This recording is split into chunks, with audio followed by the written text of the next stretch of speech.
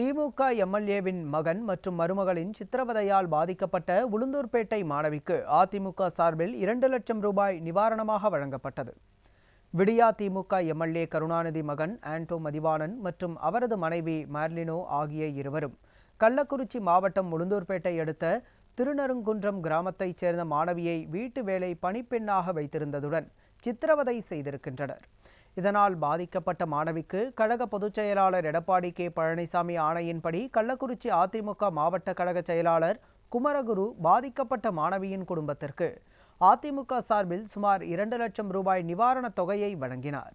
இதனையடுத்து பாதிக்கப்பட்ட மாணவிக்கு உரிய நீதி கிடைத்திட அரசு சார்பில் நிவாரணத் தொகை வழங்கிட வேண்டும் என தெரிவித்தார். இந்த நிகழ்வில் அதிமுக நிர்வாகிகள் பலர் உடனிருந்தனர். இந்த பொண்ணுக்காக அதற்கு நீதி கிடைக்க வேண்டும் என்பதற்காக தமிழ்நாடு முழுக்க வருகின்ற பிப்ரவரி மாதம் 1ஆம் தேதி ஆர்ப்பாட்டம் நடத்தப்படும் என்று அறிவித்து இதெல்லாம் சொன்ன காரணத்தினால்தான் நேற்றைய முன்தினம் அவருடைய கருணாநிதி மகனையும் வருகும்படி கைது செய்திருக்கிறார்கள்.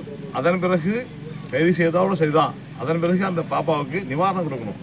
அதுக்கு என்ன ஆச்சு ஏன்னு கேட்டு விசாரணை நடத்தி இது இப்பொழுது கொடுமை நடத்திருக்காங்களே அந்த கொடுமை நடத்தியவர்களுக்கு கைது செய்தால் மட்டும் போதாது, அந்த பாப்பாவுக்கு உரிய நிவாரணத்தை வாங்கி கொடுத்து அதனுடைய உயர் படிப்பு அது என்ன நினைச்சதோ டாக்டர் அவங்க நினைச்சது அந்த எண்ணம் நிறைவேற வேண்டும். அதற்கு இந்த ஆட்சியாளர்கள் உடனடியாக நடவடிக்கை எடுத்து அந்த பெண்ணுடைய எண்ணங்கள் நிறைவேற வேண்டும். இதுபோன்று இந்த சம்பவம் நடந்தது, இந்த சம்பவம் இதுபோன்ற சம்பவம் இனி எங்கேயும் நடக்கக்கூடாது. அதற்கு இது ஒரு எடுத்துக்காட்டாக அவர்களுக்கு நீங்கள் தக்க தண்டனையை கொடுக்க வேண்டும்.